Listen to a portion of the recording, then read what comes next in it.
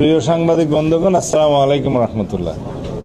আজকে যে গুরুত্বপূর্ণ সিদ্ধান্ত হয়েছে তা হলো আমরা কক্সবাজার সমুদ্র সৈকতকে একটা শৃঙ্খলার মধ্যে নিয়ে আসব এবং এখানে সমস্ত অবৈধ যে স্থাপনা বা অস্থায়ী স্থাপনা যেগুলো হয়েছে এগুলো এক সপ্তাহের ভিতরে ক্লিন হবে। জেলা প্রশাসনের নেতৃত্বে, বিচ ম্যানেজমেন্ট কমিটির নেতৃত্বে। বিচ ম্যানেজমেন্ট কমিটি এখনও গঠিত হয় নাই, নতুনভাবে গঠিত হবে। আর এখানে স্থানীয় সংসদ সদস্য জনাব লুৎফর রহমান কাজল সার্বিক সহযোগিতা করবেন এবং জেলা প্রশাসন আর পুলিশ প্রশাসনকে আপনারা সাংবাদিক বন্ধুগণও সহযোগিতা করবেন বলে আশা করি। কারণ আমাদের অহংকার হচ্ছে আমাদের কক্সবাজার বিচ। সারা বাংলাদেশে একটাই জায়গা আছে ভ্রমণের জন্য নাম্বার 1 তালিকায়, সেটা কক্সবাজার সমুদ্র সৈকত।